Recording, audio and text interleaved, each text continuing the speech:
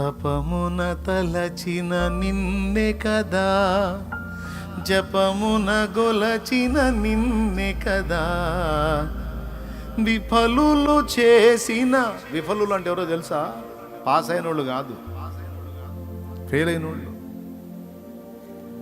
గెలిచినోడు కాదు, ఓడిపోయినోడు. మంచోడు కాదు, తేడా పడ్డోడు, విఫలుడు. నా వివాహ జీవితంలో విఫలమైపోయానండి. ఎందుకయ్యో నాయన? ఒక రాక్షసిని చేసుకున్నాను. దేవత అనుకుని రాక్షసిని చేసుకున్నాను. నేను విఫలమైపోయాను. నా నా లైఫ్లో, నా మ్యారీడ్ లైఫ్లో నేను విఫలమైపోయాను అన్నయ్య. ఎందుకు తల్లి? ఒక రాక్షసుని చేసుకున్నాను అన్నయ్య. ఓహో, నా బిజినెస్లో విఫలమైపోయాను, నా జాబ్లో నా చదువులో విఫలమైపోయాను అని, లైఫ్లో నేను విఫలమైపోయానని, అట్లా అన్ని విఫలాల గురించి మాట్లాడుకుంటారు కొంతమంది భక్తిలో విఫలమైపోయాను అనుకుంటారు. దేవుని సరళత నుండి తప్పిపోయాను, నీతి ప్రవర్తనలో తప్పిపోయాను, క్రీస్తు యేసునందలి సద్భక్తిలో నేను తప్పిపోయాను, నేను విఫలమైపోయాను అయ్యో అని తమ వైఫల్యమును గురించి చింతించే వాళ్ళకి ఇక్కడ ఈ వచనం కొంత స్వాంతన కలగటానికి దోహదపడుతుంది. దేవునికి స్తోత్రం, హల్లెలూయా. అంటే ఏం కనపడుతుందో తెలుసా? ఓ విఫలమయ్యావా? అయినా సరే నీ విజ్ఞాపనకు నేను చెవిొగ్గుతాను. ఎందుకంటే సరళత నుండి తప్పిపోయానన్న సంగతి నీకు అర్థమైంది, భక్తి నుండి నేను దిగజారానన్న సంగతి నీకు అర్థమైంది. ఆ స్పర్శ నీకుంది చూడు, నాదే తేడా అన్న గ్రహింపు నీకుంది చూడు, నేనే తేడా అన్న గ్రహింపు నీకుంది చూడు. నాకు నచ్చేసేవరా నువ్వు, నీ ప్రార్థన నాకు వినబుద్ధి అవుతుంది అంటాడు ఆయన ముందుకు పోయి, నేను కొంచెం పర్వాలేదులే ప్రభా, నేను కొంచెం కరెక్టే ప్రభా అంటే, అట్లయితే తక్కటి ఎక్కాల్సింది నువ్వు అంటాడు. నువ్వు చాలా మంచి అంటున్నావు కదా, నీ మంచి రంగింద నేను తేల్చాలంటాడు. ఆయన ముందుకు పోయినప్పుడు మర్యాదగా సుంకర మెట్టులోకి వెళ్ళిపోవాలి. సుంకపు మెట్టు కాదు, సుంకర మెట్టులోకి, అంటే సుంకర అనుభవంలోకి వెళ్ళిపోవాలి. దేవా, నేను నీ వైపు చూడటానికి కూడా తగిన వాడిని, ఆకాశం వైపు కనులెత్తడాన్ని కూడా భయపడుతున్నానయ్యా, రొమ్ము కొట్టుకొనొచ్చు దేవా, నేను పాపిని. మీరు గమనించాలి, ఒకవేళ నువ్వు పర్సనల్గా ఉన్నప్పుడు ధన్మన్ యేసయ్య ప్రత్యక్షమైతే నువ్వు పరిగెత్తుతావు అంతే, ఆ మధ్యలో లేకుండా. అందుకే నువ్వు పరిగెత్తటం ఇష్టం లేకనే ఆయన కనబడట్లా నీకు. ఆయన నీ గదిలో ప్రత్యక్షమై నీతో మాట్లాడాలని నీకు ఆశ ఉంటుంది కదా. ఇన్ని ఆశలు తీర్చినోడు ఒక్కసారి కనపడితే పోను. ఎందుకు కనపడ్డావు తెలుసా? ఆయన కనపడితే నువ్వు కనపడవు. ఇక ఆ గదిలో కనపడవు, నువ్వు పరారు. ఎందుకో తెలుసా? ఆ నీతిమంతుని ముఖకాంతి ఎప్పుడైతే నీ మీద ప్రసరించిద్దో, నా మీద ప్రసరించిద్దో, మన గుండెలో భయం స్టార్ట్ అయ్యిద్ది. దేని గురించి తెలుసా? పాపమును గూర్చిన భయం స్టార్ట్ అయ్యిద్ది, అపరాధములను గూర్చిన భయం స్టార్ట్ అయ్యిద్ది. దహించు అగ్ని.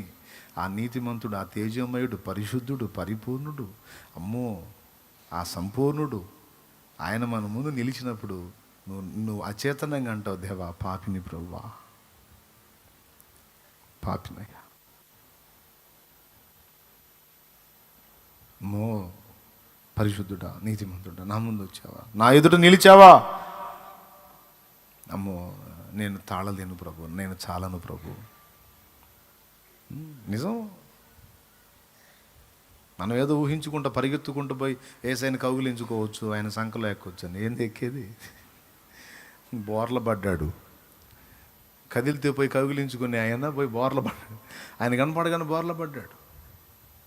అది ఆయన తేజో ప్రకాశం, ఆయన ముఖ దర్శనం.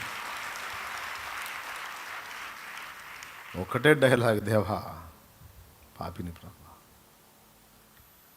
ఆకాశము నీ సింహాసనము, ఈ భూతలము నీ పాదపీఠంగా చేసుకున్నావు.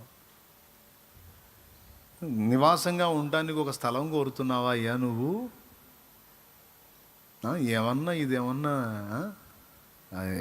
ఆలోచించాల్సిన విషయం కదా ఇది. ఏమన్నా ఉందా అసలు? ఏమన్నా అన్నట్టుగా భక్తుడు అభివర్ణిస్తున్నాడు దేవుణ్ణి.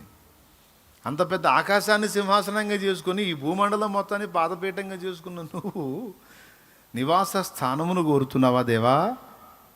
ఏమిటయ్యా సాధ్యం ఎట్లా అవుతుంది? సొలొమోను ప్రార్థనని భక్తుడు పాటలో పలుకుతున్నాడు. దేవా, ఆకాశ మహాకాశములు నిన్ను పట్టజాలవు, ఆకాశమును సింహాసనంగా చేసుకుని భూమండలం మొత్తాన్ని చిన్న పీటలా కాలు కింద పెట్టుకున్నాడివి. నీకోసం నేను కట్టను ఉద్దేశించే మందిరము ఏ పాటిది? జస్ట్ ఇది నీకు ఒక ధూపవేదిక తండ్రి అన్నాడు. ఇది నీకు ఒక ధూపవేదికే నాయనా. అమ్మో, మహాకాశాలు పట్టగలుగుతాయా నిన్ను? ఆపగలుగుతాయా నిన్ను? అంత గంభీరుడవే, అంత భయంకరుడవే, అంత పెద్దవాడవే. ఈ మందిరం ఎట్లా జరిపోయిందా నీకు? దేవుని యొక్క స్థాయిని అభివర్ణించి ఆశ్చర్యానికి గురైపోయారు. దేవుణ్ణి అంత సునిశ్చితంగా టచ్ చేశారు. అబ్బా, ఎంత ఘనపరిచారు కదా దేవుని. ఇంకొక ఆయన అంటాడు, నా వంటి నరుడొకడు నన్ను ప్రేమించిన ఎడల నా వలన ఫలము గోరు. ఆహా, ఏమయ్యా, నీ వంటి పుణ్యునికి నా లాంటి పాపితో కేవలం ఏమి లేక అనుబంధాన్ని కోరుకున్నావు? ఇంత పుణ్యాత్ముడవే, ఇంత పరిశుద్ధుడవే, ఇంత నీతిమంతుడవే, నువ్వు నా కోసం ఇంత చేయటం ఏంటయ్యా? నువ్వు ఏమి లేక నన్ను కోరుకున్నావు? నువ్వు అసలు ఏం కొరతాయి? నువ్వు సిలువెక్కావు, ఏం కరువై ఎక్కావు? నీకేం సమస్య ఉండి ఎక్కావు? నీకేం కొరత నుండి ఎక్కావు? ఏముండి ప్రాణం పెట్టావు? ఆహా, నీ వంటి పుణ్యునికి నా వంటి పాపితో కేవలం ఏమి లేక. భలే మాటలు కదా. దేవుడు కనపడితే జరిగేది అదే ఎవరికైనా. తామేంటో అర్థమైపోయిద్ది. హల్లెలూయా. ఒక వ్యక్తికి ఆ స్పర్శ ఉంది అంటే వాళ్ళ లైన్లో ఉన్నట్టు. నేను ఆయనతో నడిచే నడతలో విఫలమయ్యాను, నేను దారి తప్పినట్టున్నాను, కొంచెం దిగజారాను, తేడా పడ్డాను అనే గ్రహింపు ఒకటికి ఉంటే వానిని దేవుడు ఆమోదిస్తాడు. ఒకడు తేడా పడి కూడా సమర్థించుకుంటూ ఉంటాడు, నేను కరెక్టే, నేను కరెక్టే, నేను కరెక్టే. ఏబు గ్రంథం చదవండి మీరు. ఏబు స్వాపంతా అదే, ఫస్ట్ నుంచి చివరి దాకా.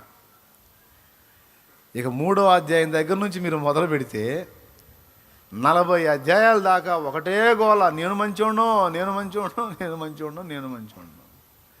ఆయన నాకు అన్యాయం చేశాడో, ఆయన నాకు అట్ట చేశాడో, ఆయన నాకు ఇట్ట చేశాడో, ఆయనతో నాకు వ్యాజ్యం కలిగింది, అసలు నేను ఇంత మంచోడిని, నేను దీనుల్ని కరుణించాను, దిక్కులేని వాళ్ళని ఆదరించాను, వృద్ధులకు సాయం చేశాను, దుర్మార్గుల దవడపాళ్ళు విరగొట్టాను, అన్యాయం చేసినోడిని ధన్యాను, అన్యాయం అయిపోయినోడికి న్యాయం చేశాను, అనాథలను ఆదుకున్నాను, నేను పక్కవాడి భార్యను మోహించలేదు, ఎవడి సొమ్ము ఆపేక్షించలేదు, నేను అసలు ఎంత మంచోడిని, రాజులాగా పోతా నేను ఆయన సన్నిధికి, తల ఎత్తుకొని పోతా, తల దించుకొని కాదు, అసలు నేను ఇంత అన్నాడు. 40 అధ్యాయాలు అయిపోయి ఇక 41, 42లోకి వచ్చేసరికి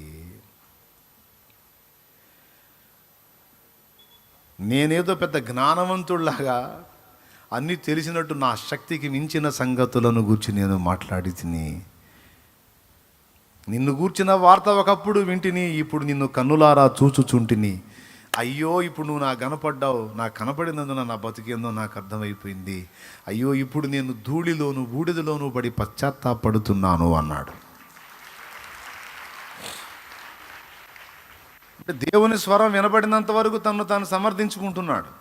ఎప్పుడైతే ఆయన ప్రత్యక్షత కలిగి ముఖాముఖి చూసి ఇక ఆయన ఎదుర్కొన్నాడో అప్పుడు ఇక ఈయన బతుకు ఈయన కనపడింది.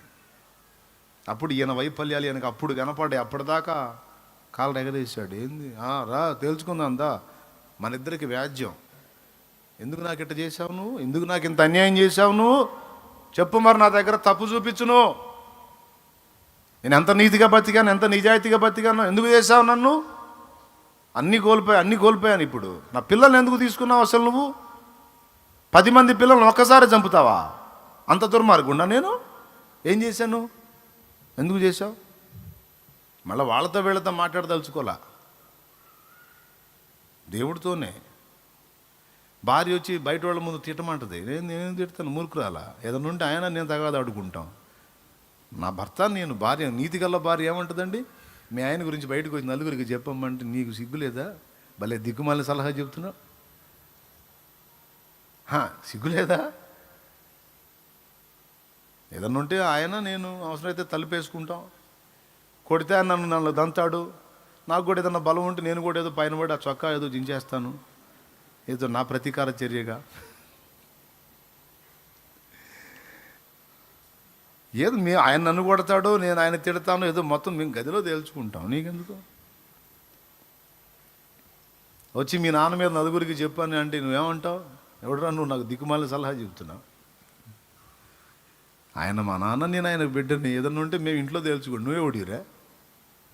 ఎవడురా? అట్లా స్పందించాడు ఏబు. బయట వాళ్ళకి సంధిలా. తర్వాత ఫ్రెండ్స్ వచ్చి రెచ్చగొడితే కొద్దిగా వాళ్ళ ముందు మాట్లాడాడు. కొంచెం భార్య దగ్గర సంధిలా వచ్చి తిట్టమంటదాం, తిట్టి సావా అంటది. చూడండి, అప్పటిదాకా ఏబు లైన్లో ఉన్నప్పుడు ఏమో సౌండ్ లేదు, చెప్పినట్టుంది. ఏబుకి ఎప్పుడైతే వ్యవహారం తేడా పడిందో ఇక అందరూ మాట్లాడేవాళ్లే. ఆ మాట్లాడే వాళ్ళలో ఈమె కూడా వచ్చింది లైన్లో. సలహాలు ఇస్తుంది, దిక్కుమాలిన సలహాలు. ఒకటి దేవుణ్ణి తిట్టాలంట, రెండు సావాలంట. మూర్ఖురాల్లాగా మాట్లాడవాకు పా అన్నాడు. అందుకతడు 2:10 ఏబు, మూర్ఖురాలు మాటలాడున్నట్లు నీవు మాటలాడుచున్నావు. మనము దేవుని వలన మేలు అనుభవించుదామా, కీడును మనము అనుభవింప తగదా అనెను. ఈ సంగతులలో ఏ విషయమందును ఏబు నోటి మాటతోనైనను పాపము చేయలేదు. ఈ సంగతుల విషయమై, ఈ సంగతులలో ఏ విషయమందును. అంతవరకు 2 బాగుంది. ఇక 3 నుంచి 41 అధ్యాయం వరకు ఇక దేవుడితో వ్యాజ్యమే. తగాదేసుకుంటాడు దేవుడితో, గొడవ. చివరికి ఆయన కాస్త ప్రత్యక్షం అయ్యేసరికి యెహోవా సుడిగాలిలో నుండి ఏబునకి ఇలాగ ఉత్తరం ఇచ్చెను. ఇద్దరు మాట్లాడుకోవటం మొదలుపెట్టారు.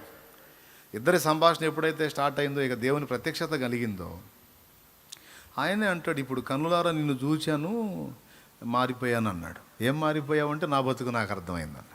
భక్తిలో విఫలత చెందినవాడు సహజంగా అనుకునేది ఏంటంటే దేవుడు నా మొర వినడు, దేవుడు నన్ను అంగీకరించడు, దేవుడు నా ప్రార్థన లక్ష్య పెట్టడు. ఎందుకంటే నేను ఆయన ఎదుట సరి అయిన రీతిలో లేను. నేను బలహీనుడనై ఉన్నాను, పాపినై ఉన్నాను, తొట్టుపడి ఉన్నాను, త్రోవదప్పున్నాను.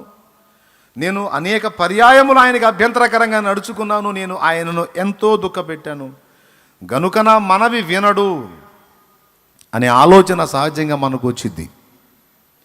అలాంటి ఆలోచనలో ఉన్న వాళ్ళకి ఇదిగో సమాధానం. ఓకే, నువ్వు త్రోవ తప్పానన్నావు, బలహీనపడ్డానన్నావు, భక్తిలో విఫలత చెందానన్నావు, ఓకే, ఆ విషయం నీ గ్రహింపులో ఉంది. నువ్వు మారు మనసు గురించిన ఆలోచన కూడా కలిగి ఉన్నావు. దేవునికి ఇష్టంగా బతకాలనే ఆలోచన నువ్వు తిరిగి చేసుకుంటున్నావు. ఆ స్పర్శ నీకుంది. ఉందా? ఉందా? ఉంటే చేయొద్దు.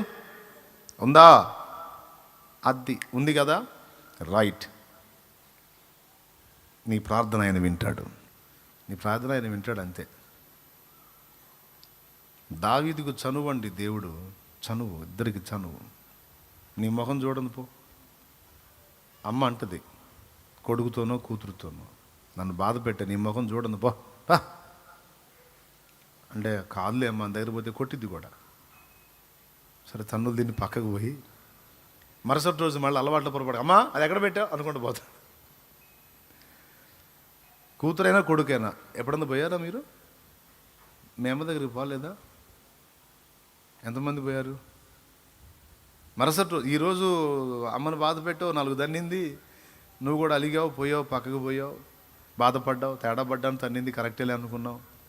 మరుసటి రోజుకి మర్చిపోయి మళ్ళీ అలవాట్లో పొరపాటు అన్నట్టుగా ఆ రోజు అమ్మ ఏమేమి పనులు నీకు చక్కబెట్టిద్ది అవన్నిటి గురించి, అమ్మ అది ఎక్కడ, అమ్మ ఇది ఎక్కడ అలవాటు. మళ్ళీ అమ్మ గుర్తు ఏయ్ ఏనన్ను అడుగుతూ నీతో మాట్లాడదలుచుకోవాలా నేను, అంతా ఇక నన్ను బలకరించండి. ఓహో కదా, అవును, సరేలే. ఆ రోజు కూడా ఉంది. మళ్ళీ మరుసటి రోజు అలవాట్లో పొరపడా ఏదమ్మా. చివరికి అమ్మ ఏం చేసిద్ది? సిగ్గు లేదురా నీకు? రే సిగ్గు లేదా? నేను మాట్లాడనరా అంటే మళ్ళీ మళ్ళీ పలకరిస్తావేరా నువ్వు? ఆడపిల్లడిది సిగ్గు లేదా నీకు? నేను మాట్లాడిన నీతో అంటే నువ్వు మళ్ళీ మళ్ళీ పలకరిస్తావే, సిగ్గు లేదా నీకు? ఇక ఒక కూతురు అయితే లేదు నాకు సిగ్గు లేదు. నీ దగ్గర ఎందుకు మా సిగ్గు అని పోయి పట్టుకుంటారు. మరీ కఠినంగా ఉంటే బోరుమని ఏడుస్తారు. ఇక కొడుకైనా కూతురైనా అంతే. సిగ్గులేదా నీకు? నేను ఏదో మాట్లాడినానంటే ఎందుకు వచ్చి మాట్లాడుతున్నావు అని గట్టిగా గద్దిస్తే కూర్చొని పక్కన ఏడుస్తాడు. అప్పుడు అమ్మ మనసు కరిగిపోయింది. కూర్చొని నీకు అడు తిరిగి ఏడు ముఖం పెట్టుకొని కూర్చుంటే ఏం చేసేది? ఇక అని కాసేపు అట్టెట్లుండి ఇక తిన్నావా అంటది. మాట్లాడినన్నావు కదే నువ్వు, అమ్మ మాట్లాడినన్నావు కదా, ఏడిచావులే, అన్నం పెడతారా, అవునా? అంతే. అలవాటు ఆమె మానుకోదు, మనం మానుకోం. ఒక్కోసారి రేయ్ నీతో మాట్లాడు నువ్వు తేడా అంటది, మళ్ళీ మరుసటి రోజు అబ్బాయి అదేది అంటది. నేను మాట్లాడినట్టున్నా. అవును. తల్లి బిడ్డలకున్న ఆప్యాయతకు మించిన అనుబంధం దేవునికి మనకుందండి. తండ్రి బిడ్డలకు మించిన ఆప్యాయత, అనురాగం దేవునికి మనకుంది. బతకలేము ఆయన లేకుండా, మనం బతకలేము. ఆయన మనతో మాట్లాడకుండా ఆయన ఉండలేడు. అదంతే. ఈ కింద పడటం, లేవటం, ఈ తొట్టుపాటు, ఏదో వైఫల్యం, విజయం ఇవన్నీ నడుస్తుంది. ఏమైనా అర్థమవుతుంది నేను చెప్పింది? ఎంత నడిచినా ఆయన నుండి ఎడబాటు మనకు సహించలేవు. అది మరణం కంటే కూడా యాతన. ఆయన నుండి ఎడబాటు వచ్చింది అంటే చచ్చిపోయింది మంచిది. ఇక ఆ బతికే వద్దు నాకు. మీకు అవసరమా? నాకు అవసరమా? ఆయన నుండి విడిపోయే పరిస్థితే వస్తే అంతకంటే ముందు ప్రాణం పోయిందే ఉత్తమం. క్షణమైన నీ నామ మరువకుంటిని, మరణమైన మధురముగా ఎంచుకుంటిని. క్షణమైన నీ నామ మరువకుంటిని, మరణమైన మధురముగా ఎంచుకుంటిని. తండ్రి నీవున్నావని బ్రతుకుచుంటిని. తండ్రి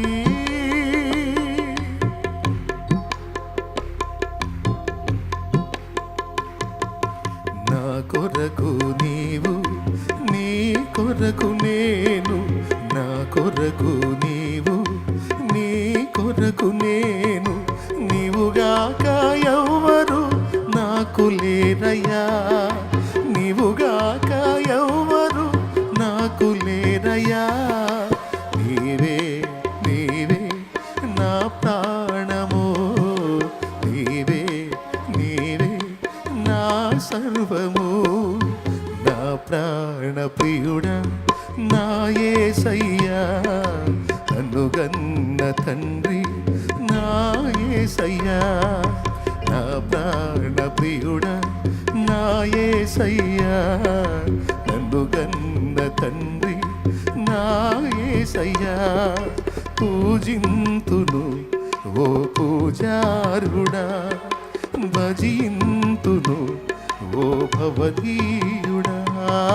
పూజింతును ఓ పూజారుడా, భజింతును ఓ భవదీయుడా. నీవుగాక ఎవ్వరు నాకు లేరయ్యా.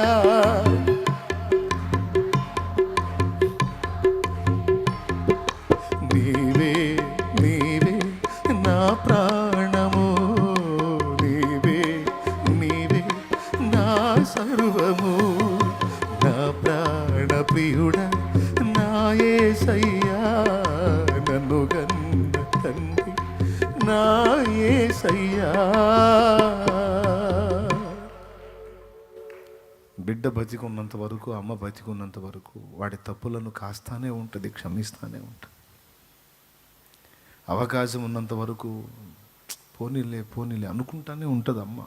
ఒక్కోసారి కోపగించుకుంటుంది, చిన్న వయసులో ఉంటే కొట్టిద్ది, మళ్ళీ దగ్గరికి తీసు. మరీ కఠినంగా ఉన్న పక్క వాళ్ళకైనా అడుగుతూ ఉంటుంది, అమ్మాయి తిందా, వాడు తిన్నాడా అడుగుతారు. ఎంక్వైరీ.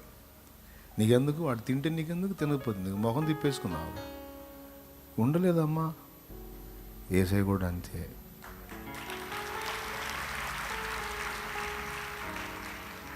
మన ప్రభు అంతేనండి.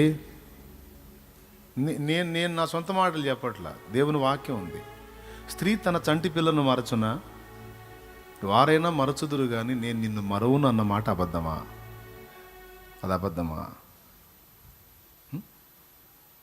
మరి ఆయన యెషయా గ్రంథం 46:4 ఏమన్నాడు? 46:4 ముదిమి వచ్చే వరకు నేను ఎత్తుకొని వాడును నేనే చేసి ఉన్నాను. తల వెంట్రుకలు నెరయ వరకు, మళ్ళీ నీకు ముదిమి అంటే అర్థం కాదేమో, తల వెంట్రుకలు నెరయ వరకు అంటే ముసలితనం వచ్చిందాక. ముసలితనం వచ్చినా కూడా నిన్ను ఎత్తుకొని వాడిని నేనే అన్నాడు మీ నాన్న, మన నాన్న. తల వెంట్రుకలు నెరయ వరకు నిన్ను ఎత్తుకొని వాడను నేనే. ఎందుకా? నేనే నిన్ను చేసి ఉన్నాను, నిన్ను చంకబెట్టుకొని వాడను నేనే. నీకు తల్లిని తండ్రిని రెండు నేనే, నిన్నెత్తుకొనుచు రక్షించు వాడను నేనే అంటాడు. ఎంత వాత్సల్యం కనపరుస్తాడో. అమ్మ దగ్గర కూడా దొరకదు ఆ ప్రేమ. అంత అద్భుతమైన ప్రేమ మనం పొందిన ధన్యులం మనం. దేవునికి మహిమ. ఇదంతా ఎందుకు వచ్చింది? భక్తులు దేవుని ముందుకు వెళ్ళినప్పుడు వాళ్ళ వైఫల్యాలు వాళ్ళు గుర్తొచ్చి ఏడుస్తూ ఉంటారు, కానీ దేవుడి దగ్గరికి తీసుకుంటాడు. నా వంటి నరుడొకడు నన్ను ప్రేమించిన, నా వలన ఫలము గోరు. ఆహా, నీ వంటి పుణ్యునికి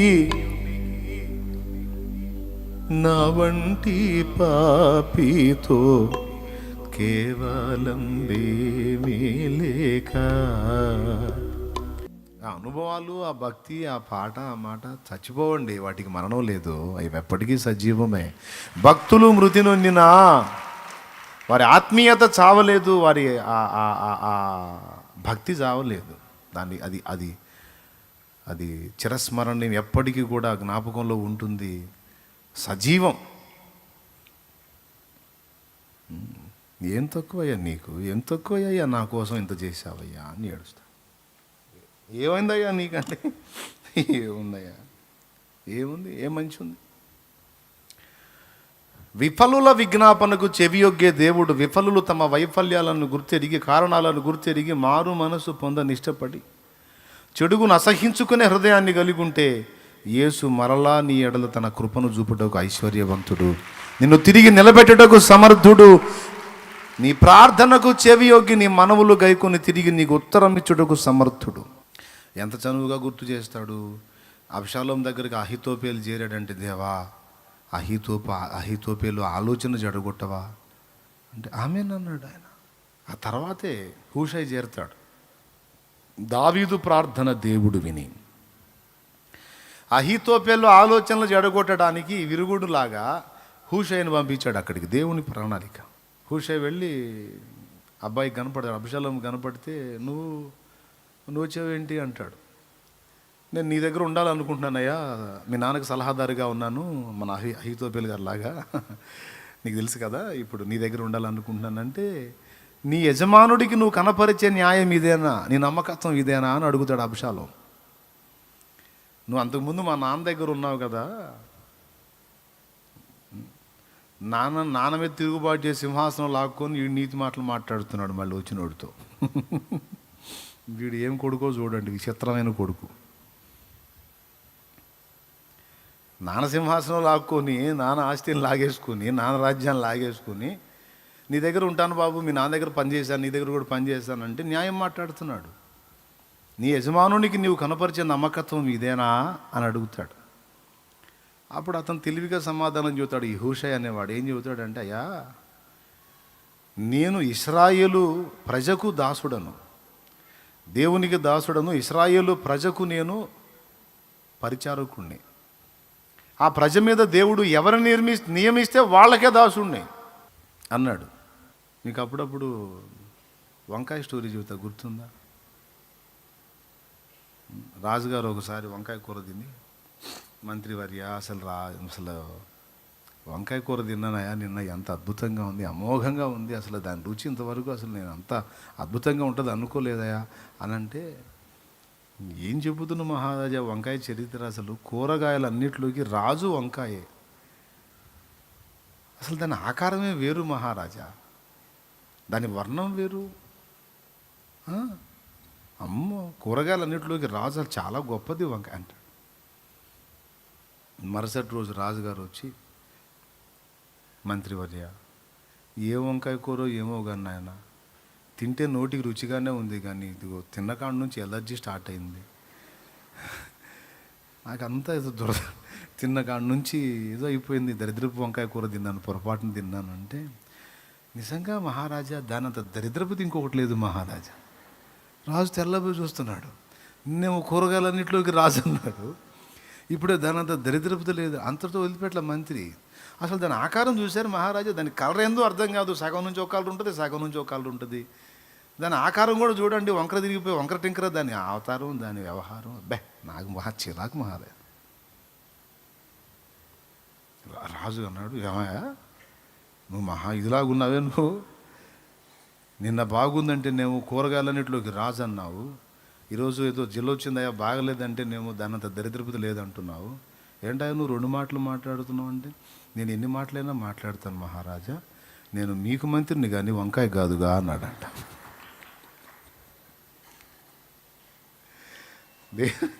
నేను మీకు మంత్రిని కానీ నేను వంకాయకి మంత్రిని కాదుగా మహారాజా, నేను దానికి మంత్రిని దాని పక్షం వహించి మాట్లాడేవాడు, నేను మీ పక్షం ఉన్నాను, మీరు నంది అంటే నంది అంతే. బాలేవాడివయ్యా మంత్రి అని రాజు పగలబడి నవ్వుకుని, మొన్న ఎట్లున్నారు మీ తండ్రి సన్నిధిని పలకరించాడంట, బాగానే ఉన్నారని చెప్పాను. ఎవరు రాజా? చిన్నప్పుడు కథ చెప్పి ముగింపులో పెద్దోళ్ళు ఇట్టు అనేవాళ్ళు. ఆ తర్వాత ఏమైందంటే, ఏముంది నిన్ను అడిగారులే, నువ్వు బాగున్నావా ఏంటని అడిగారు, మా వాడు ఎట్టున్నాడని అడిగారంటే, ఊరుకో తాతయ్య, మరి ఇంకేముందిరా నిద్రపో అంటాడు. దేవునికి స్తోత్రం కలుగును గాక, హల్లెలూయా. అట్లాగా ఏమయ్యా నీ యజమానుడికి నువ్వు కనపరిచే న్యాయం ఇదేనా, నమ్మకత్వం ఇదేనా అంటే, నేను దేవునికి నమ్మకంగా ఉండాలి, ఇశ్రాయేలు జనాంగానికి నమ్మకంగా ఉండాలి, నియమించిన రాజుకు నమ్మకంగా ఉండాలని చెప్పాడు. కానీ నిజంగా దావీదుకే నమ్మకంగా ఉన్నాడు. దావీదుకు నమ్మకంగా ఉన్నాడు కాబట్టే అబ్షాలోము కొలువులో ప్రాణాలకు తెగించి నిలబడ్డాడు హూషై. ఎందుకో తెలుసా? అహీతోపేలు దుష్టాలోచన చెబుతాడు కనుక, నేను ఇక్కడి నుంచి నేను కూడా వెళ్ళిపోతే వాడి ఆలోచనకి ఎదురుండదు, నేనుంటే వాడి ఆలోచనలు చెదరగొట్టొచ్చు అన్న ఆలోచనతో హూషై అక్కడ చేరాడు. హూషై జ్ఞానవంతుడు. దేవునికి మహిమ. ప్రిలారా గుర్తుపెట్టుకోండి, విఫలులను విడిచిపెట్టని దేవుడు అని టైటిల్ రాసుకో. అది విఫలులను విడిచిపెట్టని దేవుడు. ఫస్ట్ పాయింట్ చెప్పాను, విఫలుల విజ్ఞాపన ఆయన ఆలకిస్తాడు, త్రోసివేయడు. ఇందుకు ఇక్కడ మనకు ఒక సాక్ష్యం కనపడుతుంది. అహీతోపెలు ఆలోచన చెడగొట్టవయ్యా అంటే, చెడగొట్టేవాడిని అక్కడ పెట్టాడు దేవుడే ఆయన కృపతో. చివరికి నిజంగా అనుకున్నట్టుగానే ఈ అహీతోపెలు ఒకసారి ఆలోచన చెప్పాడు. అబ్షాలోము మహారాజా, మీ నాన్నని తక్కువ అంచనా వేయొద్దు, ఇప్పుడు తను ఓడిపోయి ఉన్నాడు, మన చేతికి చిక్కున్నాడు, రాజ్యభ్రష్టుడై ఉన్నాడు గనుక ఇప్పుడు ఎక్కువ మంది మార్బలం లేదు అతని దగ్గర. ఒక 12,000 మంది గుంపును వేసుకొని మీరు సెలవిస్తే నేను వెళ్ళి మీ నాన్న మీద పడతా అంటే ఏంటి, చంపేస్తా, నువ్వు సెలవివ్వు. ఈ టైంలోనే అతను చంపగలం. మళ్ళా టైం ఎక్కువైందనుకో, ఇశ్రాయేలు జనాంగం మళ్ళీ ఆయన వైపు తిరిగే అవకాశం ఉంటుంది. నమ్మలేం, ఈ జనాన్ని నమ్మలేం. కాబట్టి నా మాట విను, నేను వెళ్ళి మీ నాన్న చంపేస్తాను అని అంటే, ఈ ఆలోచన బాగానే ఉంది అంటాడు అబ్షాలోం. దైవజనుడు వినండి, బాగా వినండి. కావచ్చు, విశ్వాసి కావచ్చు, పరిచారకుడు పరిచారకురాలు కావచ్చు, దేవుని సంబంధులు, వాళ్ళ ఎడల దేవుని కృప ఎలా ఉంటుంది, వాళ్ళ విషయంలో దేవుడు ఎలాంటి కేర్ని, శ్రద్ధను నిలుపుతాడో ఇక్కడ 3 సంగతులు మనకు సాక్షాత్కారం ఇస్తాయి. ఒకటి, విజ్ఞాపనకు చెవి ఒగ్గటమే కాకుండా అతని మీద జరుగుతున్న కుట్రను జరగనీయకుండా ఆపటానికి దేవుడు కదిలిన విధానం చాలా అద్భుతంగా ఉంటుందండి. వీడెంత నమ్మక ద్రోహం చేస్తాడో చూడండి. అహీతోపెలు అనేవాడు అంతకుముందు దావీదు దగ్గరుండి దావీదు భజన చేసి దావీదును ఘనపరిచి మాట్లాడి దావీదుకు జేజేలు పలికి అసలు దావీదు అంత దావీదు ఇంత అని ఎక్కడో ఆకాశానికి ఎత్తేసి దావీదు మోచేతి నీళ్లు తాగి వీడు ఇప్పుడు దావీదు శ్రమలో ఉన్నప్పుడు అతనికి తోడ్పాటుగా ఉండాల్సింది, తోడై ఉండాల్సింది, వీడు దావీదును చంపటానికి ఆలోచన చేస్తున్నాడు, కుట్ర చేస్తున్నాడు. అహీతోపెలు అనేవాడు కన్న కొడుక్కి సలహా ఇస్తున్నాడు, మీ తండ్రిని బ్రతకనియొద్దు, చంపేసేయని. ఒకవేళ ఈ ఆలోచన దావీదు దృష్టికి వెళ్ళకపోయినట్టయితే అబ్షాలోం హతుడయ్యేవాడు కాదు. ఏదో కొంతకాలం ఇద్దరు ఎడబాసి ఉండేవాళ్ళు, తర్వాత ఇద్దరికి మమత కలిగి తండ్రి కొడుకులే కదా, వాడికి మా నాన్న కదా అనిపించేది, ఇతనికి నా కొడుకు కదా అనిపించేది, ఇద్దరు తిరిగి కలుసుకునేవాళ్ళు, ఏదో దారి అయ్యేవాళ్ళు. ఈ దుర్మార్గుడు ఈ పక్కన చేరి వీడు చేసినటువంటి దుష్టాలోచన, సింహాసనం నీకు స్థిరపరచబడాలంటే మీ నాన్న చావాలి, చంపేద్దాం అని కన్న కొడుకుని తండ్రిని చావుని చూడటానికి వీడు రేపుతున్నాడు. వీడు అహీతోపెలు. వీడెవడు? దావీదు దగ్గర ఉన్నవాడే, దావీదు మోచేతి నీళ్లు దాగినోడే, దావీదు దగ్గర నమ్మకస్తుడుగా ఉన్నవాడే.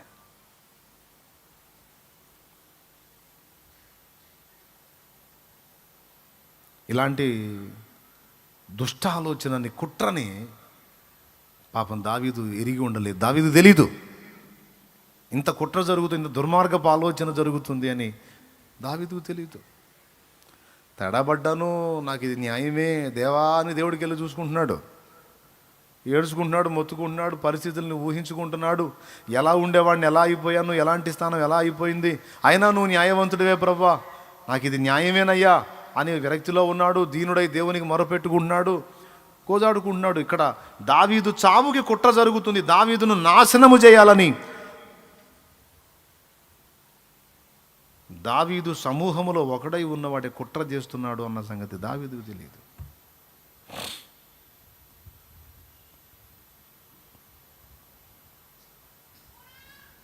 మరి ఎవరికి తెలుసు? అందరూ చెప్పండి నోరు తెరిచి. నిన్ను నాశనం చేయడానికి ఆలోచించే వాళ్ళ నాశనకరమైన ఎత్తుగడలన్నీ నీకు తెలియదు, నీ దేవుడికి తెలుసు. నువ్వు పతనమైతే చూడాలని, పాడు చేయాలని, నిన్ను అభ్యంతరపరచాలని, నిన్ను నవ్వుల పాలు చేయాలని, నలుగురిలో అవమానాల పాలు చేయాలని, నువ్వు రోడ్డున పడితే చూడాలని, పగలబడి నవ్వాలని ఆలోచన చేసినటువంటి కుట్రదారులైన అహీతోపెళ్ల ఆలోచన దేవునికి తెలియను, నీకు తెలియదు, దావీదుకు తెలియదు. కానీ ఆ కుట్రని దేవుడు భగ్నం చేస్తున్నాడు. ఎట్లా అంటే హూషై ద్వారా. హూషై వెళ్ళి అంటున్నాడు అబ్షాలోంతో, అబ్బాయే కుర్రవాడ మహా స్పీడ్గా ఉన్నావు, దాగమ్మా కాస్త ఆగు. ఈ విషయమై అహీతోపెలు చెప్పిన ఆలోచన సరైంది కాదు, సరైంది కాదు. అతను నీకు చెప్పాడు ఏదో, ఇప్పుడు వెళ్ళి కొంతమందిని తీసుకొని వెళ్ళి వాళ్ళ మీద పడితే వాళ్ళని చంపేయచ్చు, మీ నాన్న చంపేయచ్చు అని ఏదో చెప్తున్నాడు వాడు ఆలోచన. వినటానికి నీకు పెద్దలకి బాగుందేమో కానీ చాలా ప్రమాదం అన్నాడు.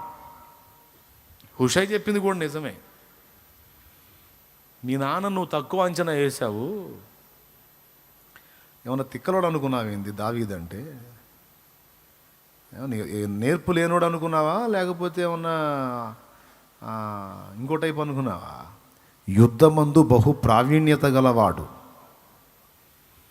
ఇంకొకటి, మీ నాన్న పక్షంగా వెళ్ళిన వాళ్ళు ఏం తిక్కలోళ్ళు అనుకున్నావా? వాళ్ళు బలాఢ్యులు. మీ నాన్న సామాన్యుడు కాదు, అతనితో ఉన్న వాళ్ళు కొద్ది సమూహమైన వాళ్ళు సామాన్యులు కాదు. ఇటు చెప్పాడు ఆలోచన, పోయి పడదాం వాళ్ళని వేసేద్దామని. ఏంటి వేసేది? మీ నాన్న అంత తేలిక చిక్కుతాడు అనుకున్నావేంటి? వీడు అంటున్నాడు, మీ నాన్న మీద పోయి పడతాను, నేను చంపుతానంటే రాయా అని కూర్చుంటాడా? నీ తండ్రి జనులతో కూడా బస చెయ్యడు. అతడు ఏదో ఒక ప్రదేశములో గుహ యందునో ఏదో స్థలమందునో దాగి ఉండును. అతడు ఒంటిగా ఉంటాడు.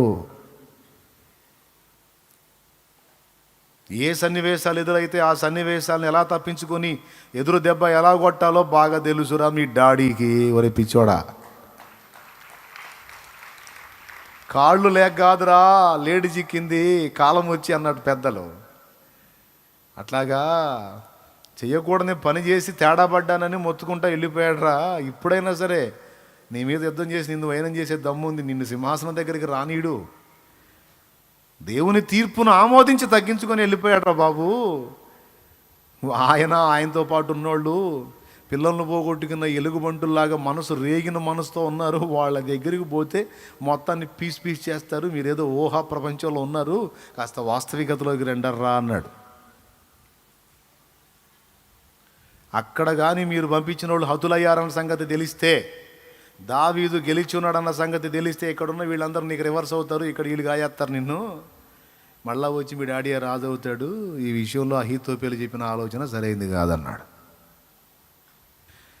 నీ తండ్రి మహాబలాఢ్యుడనియు అతని పక్షపు వారు ధైర్యవంతులనియు ఇశ్రాయేలీలందరూ ఎరుగుదురు గనుక సింహపు గుండె వంటి గుండె గలవారు సహితము దిగులొందుదురు.